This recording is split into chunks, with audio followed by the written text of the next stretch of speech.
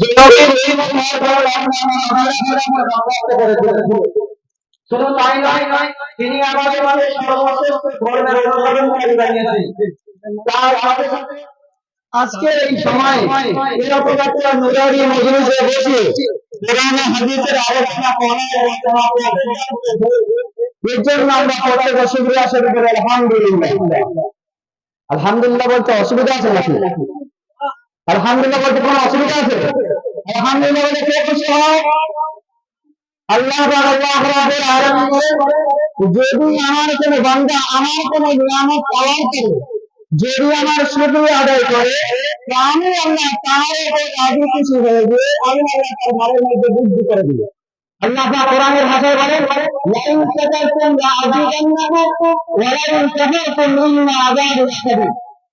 যদি তোমরা আমার নিয়ামত পালন করো, যদি শুকরিয়া আদায় করো, লাআযীদান্নাকুম, আল্লাহ তাআলা ওয়াদা করে দিলেন যে আমি আল্লাহ তোমাদের সেই ঘরের মধ্যে বৃদ্ধি করে দিব। ওয়া লাইন কাফারতুম, যদি তোমরা অস্বীকার করো, যদি তোমরা ভুলে যাও, যদি তোমরা নাফরমানি করো, যদি তোমরা বেঈমানের মতন আচরণ করো, ইন্না আযাবি লাশাদীদ, আমার আযাবটা কিন্তু বড় ভয়াবহ, এর কথা তোমরা ভুলে যাবে না। এজন্য প্রত্যেকের হৃদয়ে রেসপন্ড দিতে পারবে আলহামদুলিল্লাহ।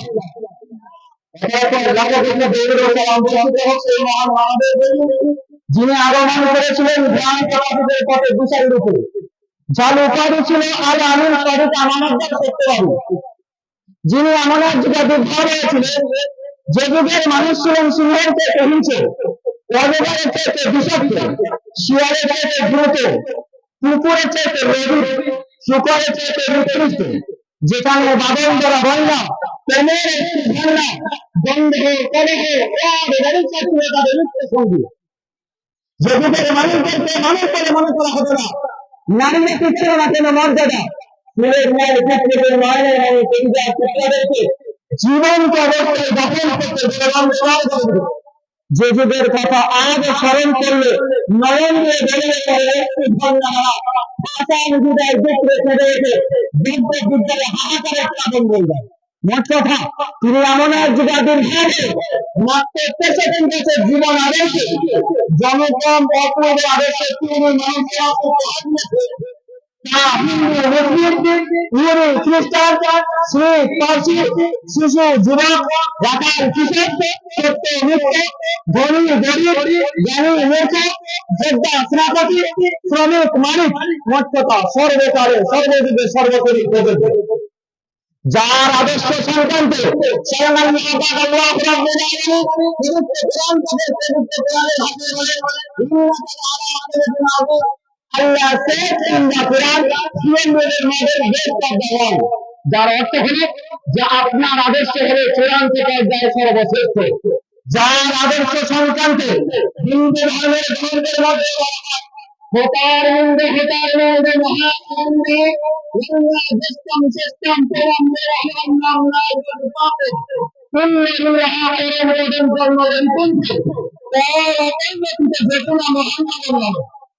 যার আবেদন করতে হবে আল্লাহ তাআলা বলেন, আমি হলাম মহান বন্ধু, লা ইলাহা ইল্লাল্লাহ সমস্ত পাপ মাফ হয়ে যায়, ইল্লাহা ইল্লাল্লাহ প্রচুর সম্মানের অধিকারী হয়ে যায়। আর যদি তোমরা চিরতরে স্বর্গে ভালো রাখতে চাও, তাহলে সেই মুহাম্মাদের নাম জপ করো। প্রত্যেক একবার হৃদয়ে স্পন্দ থেকে সেই নবীর প্রতি লাখো কোটি দরুদ সালাম বর্ষিত হোক। প্রত্যেক একবার দুই কণ্ঠে বলি সাল্লাল্লাহু আলাইহি ওয়া সাল্লাম। আল্লাহ পাক আল্লাহ রাব্বুল আলামিন অশেষ মেহেরবানি যে আমাদেরকে এরকম একটা নবীর উম্মত বানিয়েছেন, বর্তমান পুরো পৃথিবী জুড়ে, বর্তমান পুরো সারা বিশ্ব জুড়ে যে নবীর জীবন আদর্শ নিয়ে তারা চিরুনি তালাশ করে, ময়না তদন্ত করে, একটা একটা কথাতে বাস্তব রূপে তারা প্রমাণ করছে। আমরা সে নবীর উম্মত হয়ে এত বড় দুর্ঘটনা দেখে গেছি যে নবীর পরিচয় সম্পর্কে আমরা অবগত হই নাই, যে নবীকে আমরা গুরুত্ব আমরা দিতে পারি না। বর্তমান মেডিকেল সায়েন্সের একজন স্টুডেন্ট, তারা আল্লাহ রাসূল সাল্লাল্লাহু আলাইহি ওয়াসাল্লামের আজ থেকে প্রায় 300 বছর ইসলাম ধর্মের সর্বশ্রেষ্ঠ মানব, যার নাম হলো মুহাম্মদ রাসূল সাল্লাল্লাহু আলাইহি ওয়াসাল্লাম। আমেরিকার দিকে একজন খ্রিস্টান ধর্মের মানুষ যার নাম হলো মাইকেল জ্যাকসন, সে ইংলিশ থেকে একটা কিতাব লিখেছে, যে কিতাবটার নাম হলো দা 100, যার আমদানি করতে হলো 100 মনীষীর জীবনী সেখানে তিনি তুলে ধরেছেন। তার মধ্যে সর্বপ্রথম যার জীবনী সম্পর্কে তিনি আলাপ আলোচনা করেছেন, তিনি আর অন্য কোন ধর্মের মানুষ নয়, তিনি আর অন্য কোন মানুষ নয়, অন্য কোন নেতা নয়, অন্য কোন নবী নয়,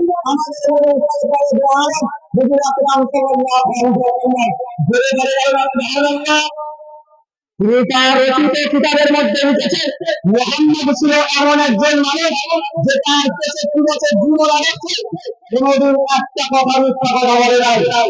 মুহাম্মদ সাল্লাল্লাহু আলাইহি ওয়াসাল্লাম তিনি ছিলেন এমন একজন মানুষ কোনদিন এমন কোনো কথা বলে নাই যে অন্য কোনো মানুষ তার কথা শুনে কষ্ট পেয়েছে। মুহাম্মদ রাসূল সাল্লাল্লাহু আলাইহি ওয়াসাল্লাম তিনি ছিলেন ডাক্তারের ডাক্তার, মাস্টারের মাস্টার, ব্যাংকের ব্যাংকার, তিনি ছিলেন প্রফেসরের প্রফেসর। তার প্রত্যেকটা কথা বর্তমান যারা মেডিকেল সায়েন্স তারা একটা একটা রিসার্চ করার পরে প্রত্যেকটা কথা বাস্তব রূপে তারা মেনে নিতে বাধ্য হচ্ছে। একদল মেডিকেল সায়েন্সের স্টুডেন্ট তারা আকারে বলতে লাগলো আব্দুল্লাহর বেটা মুহাম্মদ সাল্লাল্লাহু আলাইহি ওয়াসাল্লামের বলে যাওয়া কথা মিথ্যা নয়। তিনি আজ থেকে 1450 বছর মতন পূর্বে তিনি বলে দিয়েছেন, যখন তোমাদের আহার করা পাত্রে কুকুরের কোন নানা লেগে যাবে, কোন বিষাক্ত জাতীয় কোন প্রাণী কোন নানা লেগে যাবে, তখন তোমরা ওইটা প্রথম পানি দিয়ে সাতবার ধুবে, তারপর একবার মাটি দিয়ে ঘষে ধুয়ে নেবে, এর থেকে বিষাক্ততা দূর হয়ে যাবে, দূর হয়ে যাবে, এটাকে তুমি পরবর্তীকালে এটাকে তুমি আর করতে পারবে, তোমার কোন রকম ক্ষতিগ্রস্ত হবে না। বর্তমান মেডিকেল স্টুডেন্ট যারা ছিল তারা বুক থেকে এগিয়ে এসেছিল ইসলাম ধর্মকে প্রচার করার জন্য, আল্লাহ রাসূল সাল্লাল্লাহু আলাইহি ওয়াসাল্লামের মিথ্যা বলে প্রমাণ করার জন্য তারা এগিয়ে এলো, তারা রিসার্চ করতে লাগলো আব্দুল্লাহ বেটা মুহাম্মদের বলে যাওয়া কথা সত্য না মিথ্যা। তারা রিসার্চ করতে গিয়ে দেখলো আল্লাহ রাসূল সাল্লাল্লাহু আলাইহি ওয়াসাল্লামের 1450 বছরের মতন পুরনো বলে যাওয়া কথা 100% সত্য। তারা হাজার হাজার মেডিসিন বানিয়েছে, শরীরের মধ্যে কুত্তার নালা লাগিয়েছে, বিষাক্ত জাতীয় জিনিস লাগিয়েছে, লাগিয়ে সেগুলো তারা মেডিকেল দিয়ে যতগুলো তারা কসমেটিক তৈরি করেছিল সব কিছু দিয়ে তারা মাজা ফসা করার পরেও তারপর রিসার্চ করে দেখছে, ময়না তদন্ত করে দেখছে, এখনো পর্যন্ত বিষ বের হয় নাই।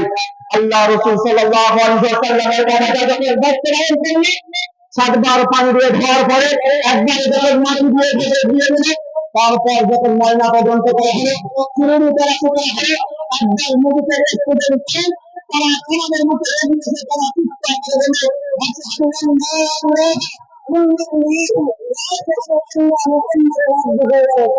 জোরে বলা যায় আরেকটু জোরে বলা যায়। তারা ইসলাম ধর্মকে সত্য বলে মেনে নিতে বাধ্য হয়ে গেল। আল্লাহ রাসূল সাল্লাল্লাহু আলাইহি ওয়াসাল্লামের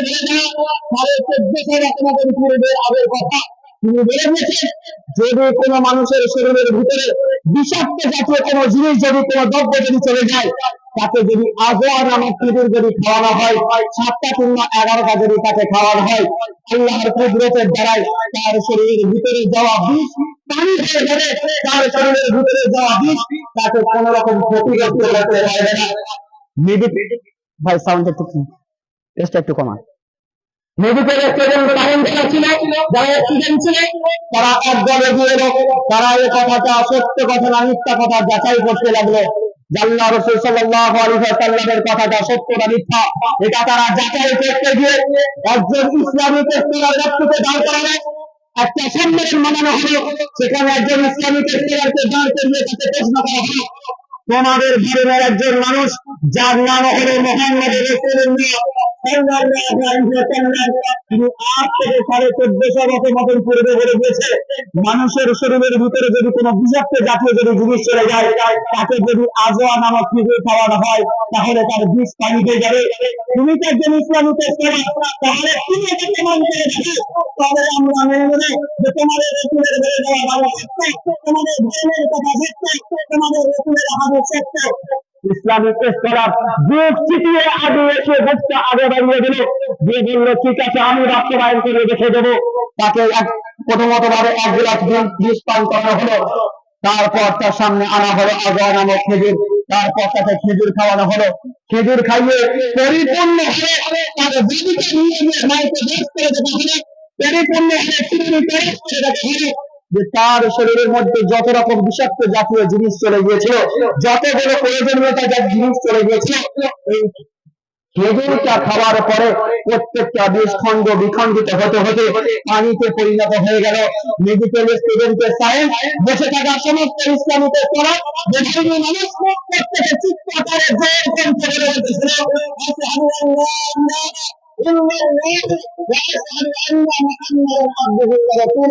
জোরে বলা গেল আল্লাহু আকবার। তারা আল্লাহ রসুলের এইভাবে একটা একটা কথা বাস্তবায়ন করার জন্য, কথাগুলো বলে দেওয়া কথা সত্য না মিথ্যা যাচাই করার জন্য তারা তারা যখন বাস্তবায়ন করে, যখন তারা হাকিকত প্রমাণ করে গেল, তারা লাশ বিছিয়ে চলে গেল। মানুষ একদল মানুষ সত্য জিনিসটা বুঝতে পেরে ইসলামের ছায়া তলে চলে আসলো। এখনো পর্যন্ত আমরা এত বড় হতভাগা সে নবীকে এখনো পর্যন্ত আমরা চিনতে পারলাম না, যে নবীকে মানুষরা তারা তাকে মিথ্যুক বলে প্রমাণ করার জন্য, মিথ্যুক বলে প্রমাণ করার জন্য আল্লাহ রাসূল সাল্লাল্লাহু আলাইহি ওয়াসাল্লামের সম্মুখে বারবার বিভিন্ন সময় বিভিন্ন চ্যালেঞ্জ করে দিত। আব্দুল্লাহর বেটা মুহাম্মদ, তুমি তো জোর কণ্ঠে বলো তোমার ধর্ম সত্য ধর্ম, তোমার ধর্ম সত্য ধর্ম, তুমি তো কেমন করো, কেমন তোমার সত্য ধর্ম আমি দেখতে চাই। তুমি যদি সত্যিকার একজন নবী হয়ে থাকো, আমি তোমাকে তোমার ধর্ম সম্পর্কে কি প্রশ্ন করবো। যদি তুমি সঠিক উত্তর দিতে পারো, আমি মেনে নেব তোমার ধর্ম সত্য ধর্ম, তোমার আমি তো দিন সত্য ধর্ম, তুমি এটা সত্য। আল্লাহ রাসূল সাল্লাল্লাহু আলাইহি ওয়াসাল্লামকে সর্বপ্রথম প্রশ্ন করা হলো, আপনি বলুন ওই সমস্ত মানুষ কারা যারা 309 বছর একটা কুকুরকে সঙ্গে নিয়ে একটা গুহার মধ্যে ঘুমিয়েছিল, তারা কারা? দ্বিতীয় প্রশ্ন করা হয়েছিল, আপনি বলুন এমন কোন মানুষ ছিল যে মানুষটা পায়ে হেঁটে পুরো দুনিয়া ভ্রমণ করেছিল, সে মানুষটার পরিচয় আপনি বলুন। দ্বিতীয় প্রশ্ন। তৃতীয় প্রশ্ন রাসূল সাল্লাল্লাহু আলাইহি ওয়াসাল্লামকে করা হয়েছিল, আপনি বলুন রূহ কাকে বলে, যেটাকে আমরা বাংলা ভাষায় বলে থাকি আত্মা, আত্মা কার বলে? রাসূলুল্লাহ সাল্লাল্লাহু আলাইহি ওয়াসাল্লাম ইনশাআল্লাহ বলতে ভুলে দেওয়ার দরুন 15 দিন যাবত আল্লাহ তরফ থেকে কোন রকম কোন ওহী আসে নাই। পুরো মক্কার এলিমেন্টে, মদিনার এলিমেন্টে সবাই ছড়িয়ে পড়ল আব্দুল্লাহর বেটা মুহাম্মদ, গোত্রের সিদ্দিক, মিথ্যাবাদী মানুষ, মন গড়া কথা বলে মানুষকে পথভ্রষ্ট করছিল। তার ধর্মের কথা সত্য নয়, তার কথা সত্য নয়, তার হাদিসের কথা সত্য নয়, তার কোনো কথা সত্য নয়। যদি সত্য হয়ে থাকতো আমাদের সঠিকভাবে উত্তর দিয়ে দিতে পারতো, এখনো পর্যন্ত উত্তর দিতে পারে নাই। 15 দিন পর আল্লাহ তরফ থেকে এসে জানিয়ে দেওয়া হলো, রাসূলুল্লাহ সাল্লাল্লাহু আলাইহি ওয়াসাল্লাম আপনি যখন কোনো কাজ করতে আরম্ভ করবেন তখন বলবেন ইনশাআল্লাহ, যদি আল্লাহ চায় তাহলে কাজটা সম্পূর্ণ হবে। এজন্য আজ থেকে আমরা নিয়ত করে নিই, যতগুলো কাজ করার ওয়াদা করব, কাজ করার ওয়াদা করা শুরুতে প্রত্যেকে ইনশাআল্লাহ বলবো, ইনশাআল্লাহ। এজন্য প্রত্যেকে আরো একবার নিয়ত করে নিই, এখন পর্যন্ত যা আলোচনা হয়েছে আগামীতে যা হবে কম বেশি আমরা প্রত্যেকে আমল করার চেষ্টা করবো ইনশাআল্লাহ। আল্লাহ তাআলা বক্তা এবং শ্রোতাকে আমল করা তৌফিক দান করে প্রত্যেকের আল্লাহু আমিন। শুধু এই প্রশ্নের বিষয়টা রাসূলুল্লাহ সাল্লাল্লাহু আলাইহি ওয়াসাল্লাম পর্যন্ত খান্ত হয়ে যায় না। হযরত ওমর রাদিয়াল্লাহু তাআলা আনহুকে একজন নাস্তিক এসে প্রশ্ন করছে, হে ওমর, তুমি তো ইসলামের প্রথম খলিফা, তোমরা তো বলো তোমাদের ইসলাম ধর্ম সত্য, তোমাদের আনিত ধর্ম সত্য, তোমাদের রাসূলের কথা সত্য, তোমাদের কোরআনের বাণী সত্য, তাহলে আমি তোমাকে 4টা প্রশ্ন করব, যদি তুমি সঠিক উত্তর দিতে পারো তাহলে আমি বুঝবো তোমার ধর্ম সত্য। হযরত ওমর রাদিয়াল্লাহু তাআলা আনহুকে একটা নাস্তিক সর্বপ্রথম প্রশ্ন করলো, ওমর তুমি বলো পৃথিবীর বুকে এমন কোন দুই ভাই ছিল যারা একই মার পেটে একই বছরে, একই মাসে, একই দিনে, একই ঘন্টায়, একই মিনিটের মধ্যে, একই সময়ের মধ্যে দুই ভাই জন্মগ্রহণ করেছিল, আবার একই বছরে, একই মাসে, একই সপ্তাহের মধ্যে, একই দিনে, একই সময়ে তারা মৃত্যুবরণ করেছিল, কিন্তু ইতিহাস বলে তাদের হায়াত ও মৌতের মাঝখানে 100 বছরের ব্যবধান। প্রশ্নটা বুঝে গেল?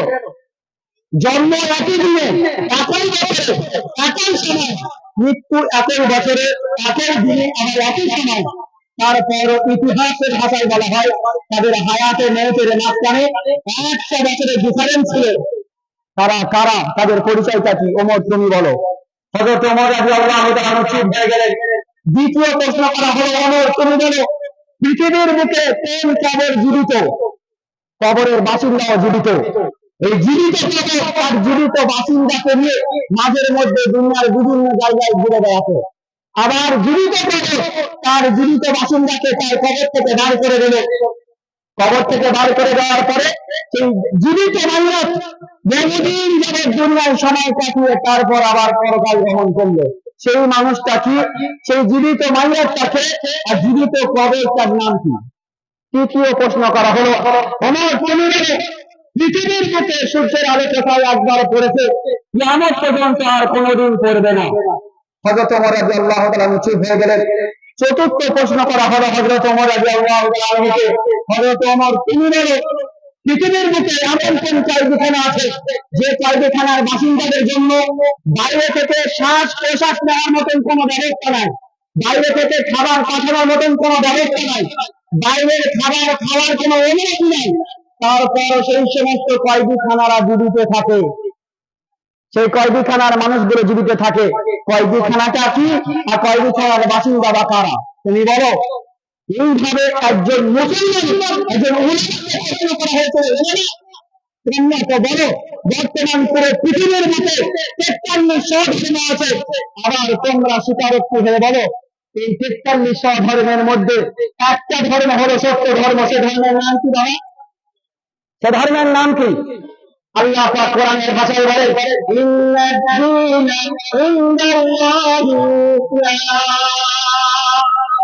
আল্লাহ পাক বলে আমার কাছে সবথেকে পছন্দনীয়, সবথেকে মনোনীত ধর্ম হলো ইসলাম ধর্ম। উলামাকে প্রশ্ন করা হচ্ছে, উলামা বলো তো, তোমরা যে বলো সবকিছু কারনারা মালিককে, সবকিছু কার ইচ্ছা হয়? হ্যাঁ, যারা মদ খাচ্ছে কার ইচ্ছায় খাচ্ছে? আল্লাহর ইচ্ছায়। কিন্তু আমরা তো নিজেরাই বলছি সবকিছু কার ইচ্ছা হয়? আল্লাহর ইচ্ছা হয়। যারা মদ খাচ্ছে কার ইচ্ছায় খাচ্ছে? আল্লাহর ইচ্ছায়। যারা আমাদের কমলতা মতন ছোট ছোট মন্দিরকে ভারত থেকে টানতে টানতে হিজড়াতে বাড়ি করে তাদের ভাই বাবার সামনে ধর্ষণ করছে, এগুলো আল্লাহর ইচ্ছা হচ্ছে? হ্যাঁ, কথা বলে না কেন? বায়ান শুনে আসছি, জলসা শুনে আসছি, 40 বছর 50 বছর জলসা শুনে আসছি আমরা, এখনো পর্যন্ত আমরা জানতে পারলাম না ইসলাম ধর্মটা কি, আমাদের করণীয়টা কি, করবোটা কি, কি করলে ক্ষতি হবে, কি করলে লাভ হবে, এখনো পর্যন্ত আমরা জানতে পারলাম না। ও ভাই, দুনিয়ার দিকে কেউ আমরা নিজের ইচ্ছায় এসেছি? হ্যাঁ, কেউ নিজের ইচ্ছায় যেতে পারবে? কেউ নিজের ইচ্ছায় যেতে পারবে? যদি নিজের ইচ্ছায় না এসে থাকে, নিজের ইচ্ছায় যাওয়ার যদি ক্ষমতা না থাকে, তাহলে জীবনটা চালানো দরকার ছিল কার ইচ্ছা মতন? যে পাঠিয়েছে তার ইচ্ছা মতন না নিজের ইচ্ছা মতন? তার ইচ্ছা মতন চলছে, এটা কার ইচ্ছা মতন? নিজের ইচ্ছা মতন। আল্লাহ পাক আল্লাহ রাব্বুল আলামিন কোরআনের ভাষায় বলে, ইয়া আইয়ুহাল ইনসান মা গারাকা বিরাব্বিকাল কারীম আল্লাযী খালাকাকা ফাসাওয়াকা ফাআদালাক। আল্লাহ পাক কোরআনের ভাষায় বলেন, হে জাতির মানুষ, তুমি কার মোহমায় পড়ে, কার ভালোবাসার জালে জড়িয়ে তুমি তোমার কারীম রবের সাথে গাদ্দারি করো? তুমি কি ভুলে গিয়েছো তোমার তো কোনো হাইসিয়ত ছিল না, তোমার তো কোনো অস্তিত্ব ছিল না? আল্লাহ পাক আল্লাহ রাব্বুল আলামিন বলে, কাইফা তাকুনুনা বিল্লাহ كيف تكفرون بالله وكنتم أمواتا فأحياكم ثم يميتكم ثم يحييكم ثم إليه ترجعون। তোমাদের তো কোনো অস্তিত্ব ছিল না, তোমাদের তো কোনো আকার ছিল না, তোমরা তো মাইয়াত অবস্থার মতন ছিলে। আমি আল্লাহ তোমাদের হায়াতের জীবন দিলাম, আবার তোমাদের মৌত দেব, আবার তোমাদেরকে তুলবো, তারপর তোমাদের জীবন সম্পর্কে চুলচেরা বিচার করবো। আল্লাহ পাক কোরআনের ভাষায় অপর জায়গায় বলে, واتقوا يوما ترجعون فيه إلى الله ثم توفى كل نفس ما كسبت وهم لا يظلمون। আল্লাহ পাক আল্লাহ রাব্বুল আলামিন কোরআনের ভাষায় বলে, জাতির মানুষ তোমরা সেই দিনকে হয়তো যেদিন তোমাদের কাছে আমি আল্লাহ আমার কাছে ফিরিয়ে নিয়ে যাওয়া হবে, ফিরিয়ে নিয়ে যাওয়ার পরে তোমাদের জীবদ্দশা সম্পর্কে চুলচেরা বিচার করা হবে। অহম লাল গ্রামে কারোর প্রতি কোন রকমের জুলুম বা অন্যায় অত্যাচার করা হবে না। ভাই আমরা কারা? আল্লাহর বান্দা তো আমরা কারা? আল্লাহর বান্দা। এই বান্দা শব্দটা হলো একটা ফার্সি শব্দ। কি শব্দ বললাম? ফার্সি শব্দ, যার আবিধানিক অর্থ হলো চাকর বা গোলাম। আর যতদিন চাকর নিজেকে চাকর মনে করবে, ততদিন তার মালিক তাকে চাকর হিসেবে রাখবে। আর যখন চাকর নিজেকে মালিক সাজিয়ে নেবে, নিজেকে মালিক বানিয়ে নেবে, ও মালিক চাকরকে রাখবে? চাকরকে রাখবে? এই আমাদের সংগ্রামপুরের বুকে সব থেকে বেশি কারখানা হলো দর্জির কারখানা। যদি ওস্তাদার কোন কারিগরকে বলে, বাবা তুমি এই কাজটা এইভাবে বানাবে, এই জামাটা তুমি এইভাবে সেলাই করবে, আর যদি কারিগর ওস্তাদারের যেটা বলেছে সম্পূর্ণ যদি তার উল্টো করে, কি করবে? ওরা কারিগরে রাখবে না, পরে সব আপনাদের লাঠি মেরে বার করে দেবে, লাঠি মেরে বার করে দেবে। তা আমরা কারা ভাই? আল্লাহর বান্দা। আল্লাহর বান্দা কারবারে আমরা জানি। হ্যাঁ, কোরআনের ভাষায় আল্লাহ পাক বলে, শুধু মানুষ হলে আল্লাহর বান্দা হবে এমনটা নয়। মুসলিম বাড়িতে জন্মগ্রহণ করলে আল্লাহর বান্দা হওয়া যায় না। আল্লাহ পাক কোরআনের ভাষায় বলে যে প্রকৃতপক্ষে আমার বান্দা হলো তারা জমিনের বুকে সব থেকে নম্র ভদ্র হয়ে চলাফেরা করবে যারা। প্রকৃতপক্ষে আমার বান্দা হলো তারা যাদের সঙ্গে মূর্খ মানুষ তর্কতে লাগবে আসে, সালাম দিয়ে থেকে বার হয়ে যায়, বিতর্কিত তর্কতে জড়াতে যায় না যারা, তারা হলো প্রকৃতপক্ষে আমার বান্দা। আল্লাহ পাক কোরআনের ভাষায় বলে, وعباد الرحمن الذين يمشون على الأرض هونا وإذا خاطبهم الجاهلون قالوا سلاما والذين يبيتون لربهم سجدا وقياما والذين يقولون ربنا اصرف عنا عذاب جهنم إن عذابها كان غراما। আল্লাহ রাব্বুল আলামিন কোরআনের ভাষায় বলেন, প্রকৃতপক্ষে রহমানের বান্দা হলো তারা যারা জমিনের বুকে সব থেকে নম্র ভদ্র চলাফেরা করবে যারা। প্রকৃতপক্ষে রহমানের বান্দা হলো তারা যাদের সঙ্গে মূর্খ মানুষ তর্কতে লাগবে আসবে, সালাম দিয়ে থেকে বার হয়ে যাবে যারা। প্রকৃতপক্ষে রহমানের বান্দা হলো তারা ওয়াল্লাযীনা ইয়াবিতুনা লিরাব্বিহিম সুজদান ওয়া কিয়ামা, যারা রাতের বুক চিরে রাতের কখনো বা দাঁড়িয়ে কখনো বা সেজদায় নামাজের মধ্যে দিয়ে সময় অতিবাহিত করবে যারা। রহমানের বান্দা হলো তারা। প্রকৃতপক্ষে রহমানের বান্দা হলো তারা যারা ওযু বানিয়ে নামাজের মুসল্লায় বসে আল্লাহর কাছে দুটো হাত তুলে বলবে, রব্বানা ইসরিফ আন্না আযাব জাহান্নাম ইন্না আযাবাহা কানা গরামা। হে আমাদের প্রভু, আমরা নিজের নফসের উপর জুলুম করেছি, অন্যায় করেছি, গুনাহ করেছি, হাজারে পাপ করেছি। আমাদের পাপ করাকে দুনিয়ার কোন মানুষ হয়তো দেখে নাই, কিন্তু দেখেছে কে? দেখেছে কে? আমাদের অন্যায়জনক কথাবার্তা দুনিয়ার কোন রেকর্ড মেশিনে হয়তো রেকর্ড করা হয় নাই, কিন্তু আমাদের অন্যায় কথাবার্তা গুলো শুনেছে কে? আমাদের অন্যায় গুলো দুনিয়ার কোন আইনের খাতায়, দুনিয়ার কোন অন্যায়ের খাতায়, দুনিয়ার কোন আইনের খাতায় হয়তো লিপিবদ্ধ করা হয় নাই, কিন্তু লিখেছে তারা আল্লাহ তরফ থেকে নির্দিষ্ট করা দুই ফেরেশতা। আল্লাহর বান্দা যখন এইভাবে সিজদাতে পড়ে গিয়ে আল্লাহর কাছে ঝরঝর করে কাঁদবে, তখন আল্লাহ পাক আল্লাহ রাব্বুল আলামিন কোরআনের ভাষায় জানিয়ে দেবেন, কুল ইয়া ইবাদিয়াল্লাযীনা আসরাফু আলা আনফুসিহিম লা তাকনাতু মির রাহমাতিল্লাহ ইন্নাল্লাহা ইয়াগফিরুল যুনুবা জামিআ ওয়াল্লাহু গফুরুর রাহিম। আল্লাহ রাব্বুল আলামিন বলেন, আমার হাবিব আপনি আমার বান্দাদেরকে বলে দিন যারা নিজের নফসের উপর জুলুম করেছে, যারা অন্যায় করেছে, নামাজ পড়ে নাই, বাবা মার সঙ্গে খারাপ আচরণ করেছে, যখন বিপদে পড়েছে তখন তোমাকে স্মরণ করেছে, বিপদ থেকে উদ্ধার হয়ে গেছে আমাকে ভুলে গিয়েছে, এরকম বান্দা যারা আছে, যারা প্রকৃতপক্ষে আমার বান্দা, আপনি তাদেরকে শুনিয়ে দিন। তারা যদি তওবা করে ফিরে আসে, আমি আল্লাহ পাক আল্লাহ রাব্বুল আলামিন তাদের পূর্ববর্তী জীবনের সমস্ত গুনাহের নেকির দ্বারা পরিবর্তন করে দেব। বলে বলেন আল্লাহ। সেজন্য ভাই সর্বপ্রথম আমি একটা বিষয়ে কথা বলছিলাম যে আমরা এমন একজন মানুষকে নবী হিসাবে পেয়েছি যে নবীর উম্মত হওয়ার জন্য অন্যান্য নবীরা পর্যন্ত দরখাস্ত করেছিলেন।